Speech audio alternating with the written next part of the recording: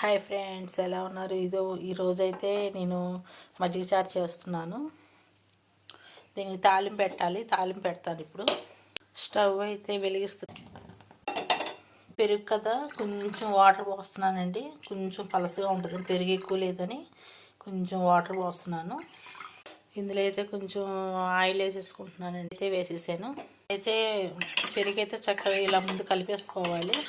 ఇదిగోండి, ఉల్లిపాయ పచ్చిమిరపకాయ కోసాను. ఉల్లిపాయ పచ్చిమిరపకాయ వేసేస్తున్నాను. పచ్చిమిరపకాయ కూడా వేసేసాను. సాల్ట్ కూడా వేయాలండి. ఒకసారి కలపాలి. తాలింపు గింజల్లో ఇదిగోండి కొంచెం తాలింపు గింజలు వేసుకుంటున్నాను. కొంచెం జీలకర్ర, కొంచెం ఆవాలు, కొంచెం శనగపప్పు లేదండి, కొంచెం కొత్తిమీర వేస్తున్నాను. కరివేపాకు లేదు, కొంచెం కొత్తిమీర వేస్తున్నాను. అయితే ఎక్కువే పడుతుంది. పసుపు వేసుకోవాలి. ఇందులో వేసేసుకోవాలండి.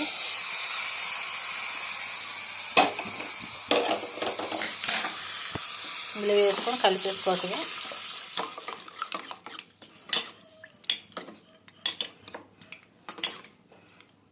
అయితే ఎక్కువే పడుతుందండి. ఇక సాల్ట్ కూడా వేసేసాను కదా.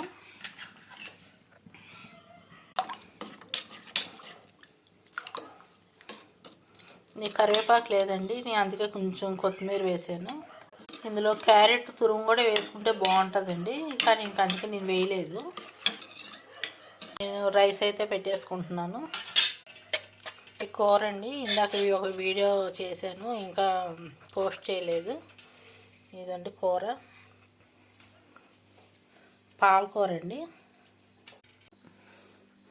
నేను రైస్ అయితే పెట్టేసుకుంటున్నాను.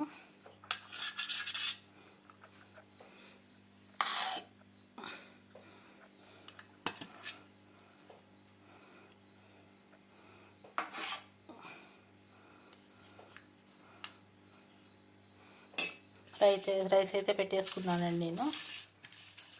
ఇది పాలకూర, మెంతికూర కూర కర్రీ. ఇదేమో మజ్జిగ చారు.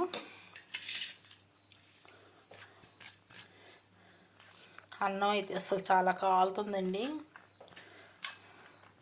బాగా కాలుతుంది అన్నం. ఇప్పుడే కదా వండింది.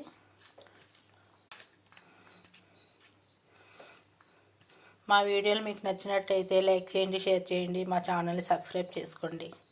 బాయ్ అండి.